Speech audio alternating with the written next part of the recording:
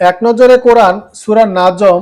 সূরা নাজমের তিনটি সেগমেন্টের কথা বলা হয়েছে। মিরাজ সম্পর্কে আলোচনা করা হয়েছে। ২ নাম্বার হচ্ছে মুশরিকদের মন গড়া বিচার সম্পর্কে বলা হয়েছে এবং কোরআনের বৈশিষ্ট্য সম্পর্কে এই তিনটি সেগমেন্টে সূরা নাজমকে বর্ণনা করা হয়েছে। তো ১ নাম্বার হচ্ছে মিরাজ। মিরাজে গিয়ে রাসূল সাল্লাল্লাহু আলাইহি সাল্লাম বড় বড় অনেক নিদর্শন দেখেছিলেন। তার চোখ ভুল কিছু দেখেননি। আর তার উপর যে ওহী এসেছে সেটাও তার মন গড়া কিতাব নয়। সূরার শুরুতে আল্লাহ এসব কথা জানিয়ে দিলেন। আর মুশরিকদের মন গড়া বিচার, অর্থাৎ মুশরিকরা নিজেদের জন্য মেয়ে সন্তান পছন্দ করে না, অথচ তারা দাবি করে ফেরেশতারা আল্লাহর মেয়ে। নাউজুবিল্লাহ। কোরআনের বৈশিষ্ট্য, আল্লাহ তাআলা আগেকার নবীদের উপর বেশ কতগুলো কিতাব নাজিল করেছেন। সেই সকল কিতাবের সারাংশ হচ্ছে আল কোরআন।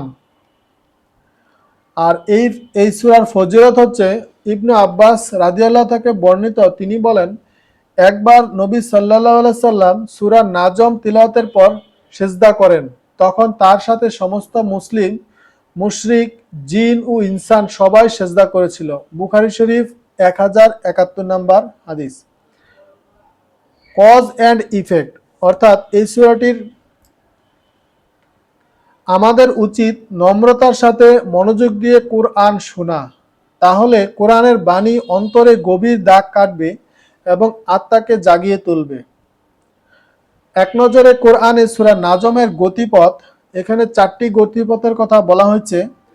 1 নম্বর হচ্ছে রাসূলের সততা, 2 নম্বর হচ্ছে শিরকের সমালোচনা, 3 নম্বর হচ্ছে শাস্তি ও শিক্ষা, 4 নম্বর হচ্ছে নত হওয়ার আদেশ।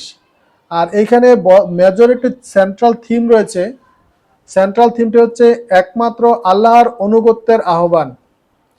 তো গতিপথের আমরা যদি বিস্তারিত দেখি, রাসূলের সততা, আল্লাহ রাসূল সাল্লাল্লাহু আলাইহি সাল্লাম কখনো তার ব্যক্তিগত কোনো কথা কোরআনে ঢুকাননি, বরং আল্লাহ তাআলা এই সাক্ষ্য দিয়েছেন।